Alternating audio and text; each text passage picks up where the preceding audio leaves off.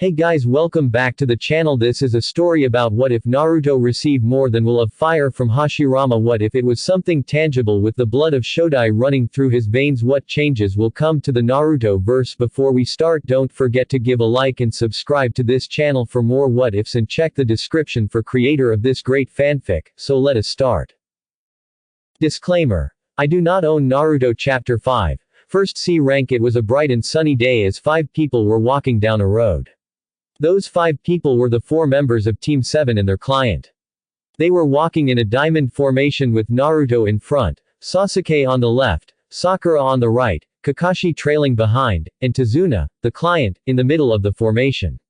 It had been a day since leaving the village to begin their first C rank.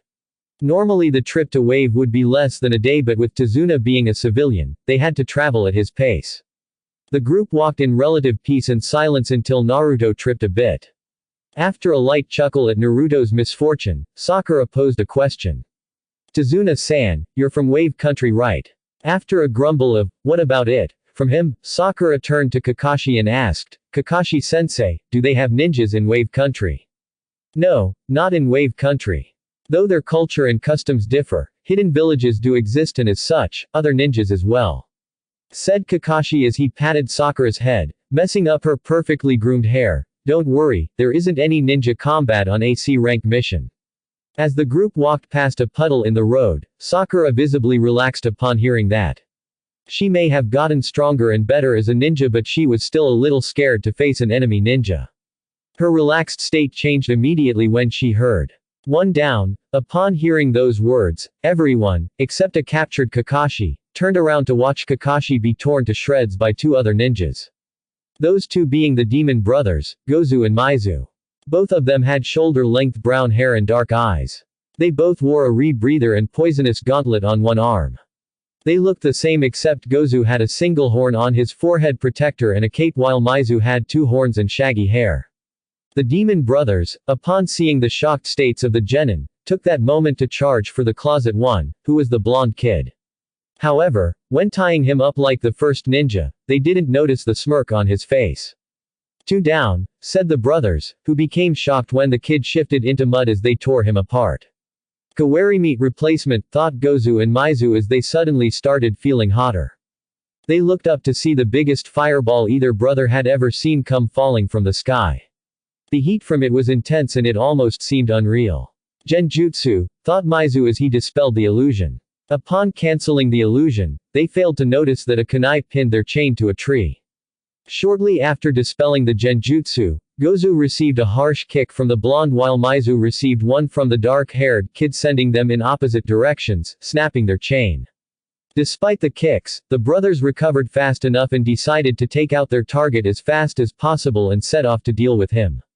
They met with the pink-haired girl and their target of Tazuna. However, when striking the 2, they were just clones. Duped by some brat. Before anyone could move, Kakashi appeared and had gotten both, Gozu and Maizu, trapped under each arm. "Great job team, you all handled that perfectly. Nice Megan. Jigoku no Jutsu, demonic illusion, descending hell technique. Naruto. Sasuke, excellent work on breaking their chains with that kunai. And Sakura, way to get the VIP out of harm's way and even trick the enemy. Great work my cute, little genin. Tazuna.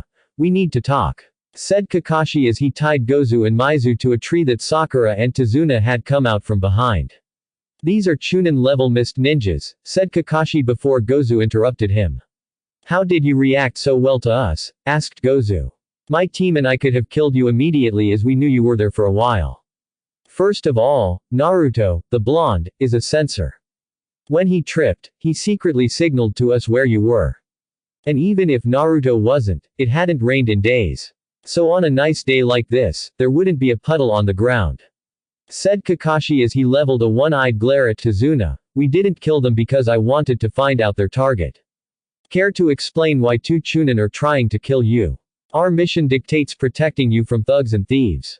Ninjas or a B rank mission at least. Looks like we'll have to return home, this mission is out of our scope," finished Kakashi as he walked over to his team. "Wait," said Tazuna in a pleading voice. "I'm sorry I deceived you all, but I had no other way to get protection. Our country is very poor and as a result, I can't pay for anything over AC rank.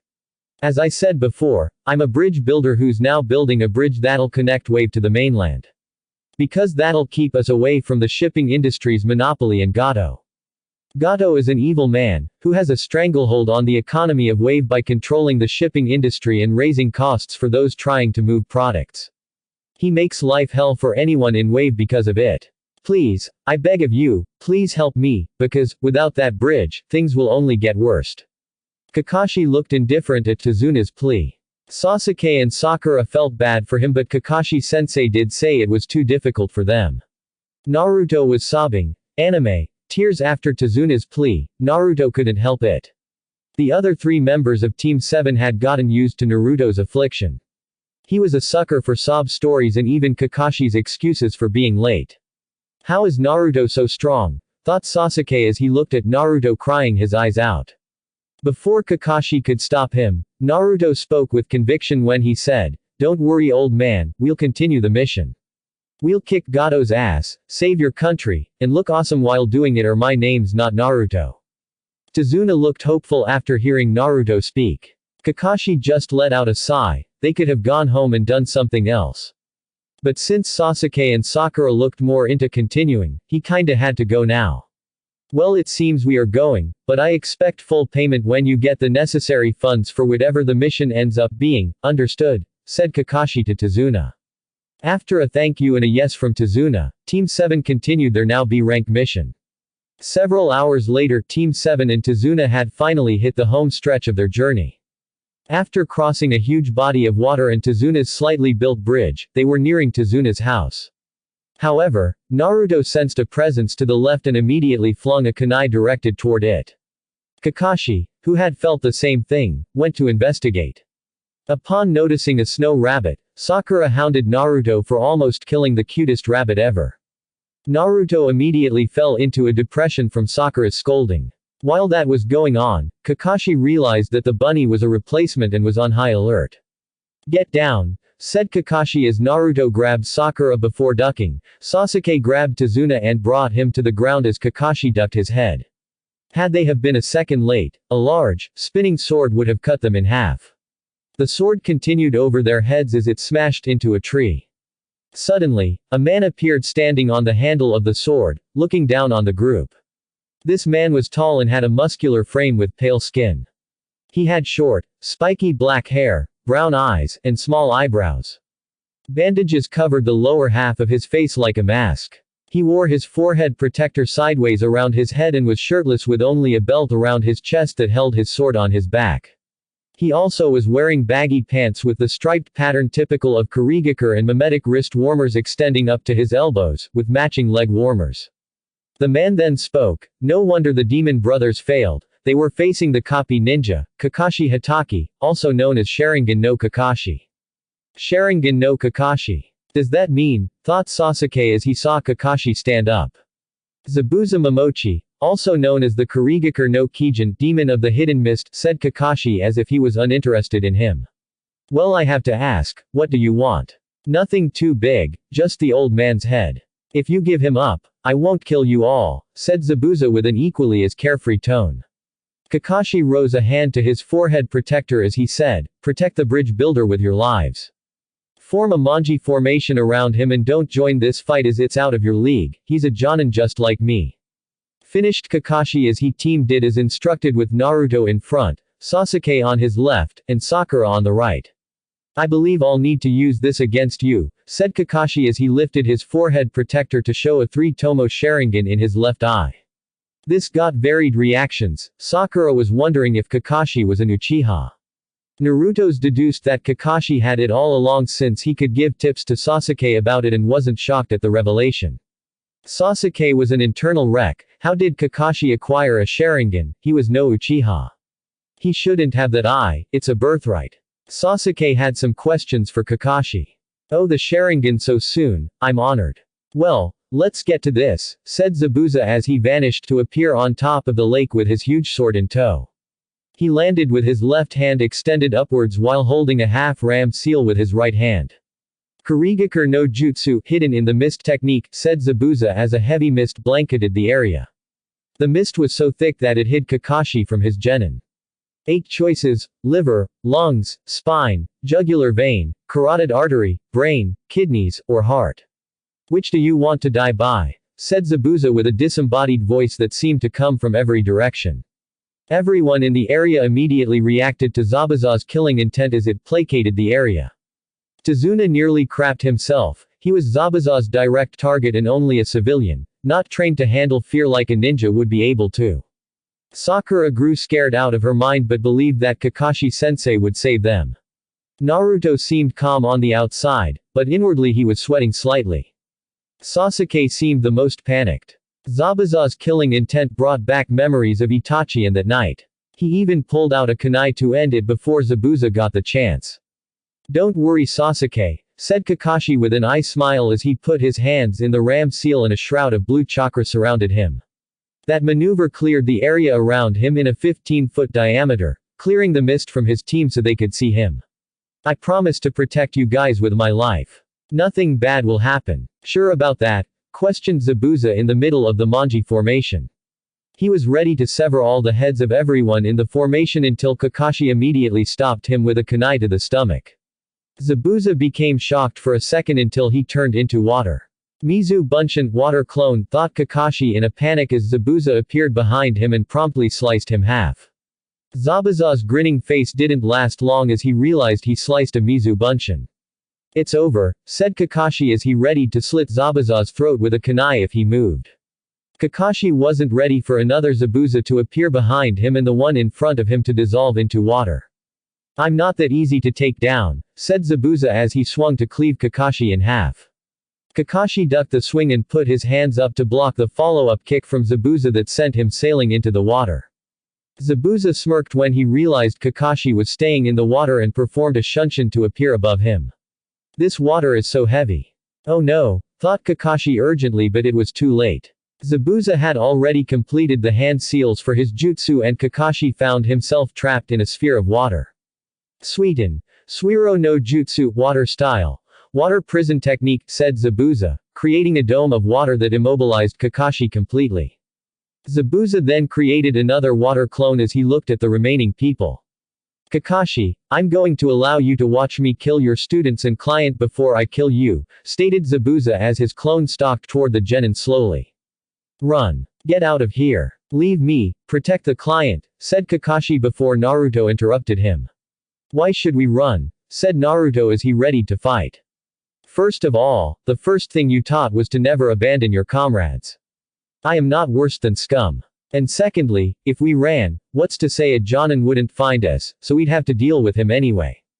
So, why not fight him now? Sakura, stay with Tazuna. Sasuke, you ready to do this?" said Naruto as Sasuke activated his Sharingan, signaling he was ready. Naruto started by flinging several shurikens at the real Zabuza that his clone in front blocked. Any shuriken that passed the clone Zabuza blocked himself with his free hand. It seems that he can't remove his hand from his jutsu or move for that matter as it would probably disrupt it and cause it to disperse. "We'll aim for that, we need Kakashi," thought Naruto quickly as he and Sasuke charged in to engage Zabuza in taijutsu. Zabuza's clone began to chuckle as he was easily defending against the two brats. After a minute, he got bored with defending and violently kicked Sasuke away and readied to slice the other one but saw him backpedaling rapidly. He noticed that he was going through a few hand seals. "Doten. Doryuden Earth style. Earth Dragon Bullet," thought Naruto as he spat out some mud that quickly rose to form a huge dragon's head. The dragon proceeded to fire off several bullets of mud at the Zabuza clone, which he blocked with his huge sword. However, upon blocking the last bullet, he noticed that the blonde had disappeared and the Uchiha brat was standing in front of him wielding a Fuma shuriken. Sasuke held the shuriken in his hand and opened it up fully and readied to fling it. As Sasuke let it go, Zabuza's clone noticed that it wasn't headed for him but rather Zabuza in the back. Zabuza chuckled as he easily caught the shuriken. His chuckle disappeared as he noticed another shuriken headed toward him that had been hidden in the shadow of the first. Zabuza jumped over the shuriken in an impressive display of agility. "Too easy," said Zabuza in a snobbish tone. He wasn't ready for the shuriken to poof and turn into the blonde-haired kid, who flung a kunai at him. The kunai was perfectly aimed as it required him to move his arm out of the way lest he take a high-speed kunai to the arm. Despite moving, the kunai still nicked his cheek. Naruto got behind Zabuza as he had used a henge transformation to change into that second shuriken that Sasuke tossed to outwit Zabuza. Naruto was standing on the water when he noticed Zabuza become enraged and look at him with a murderous glare.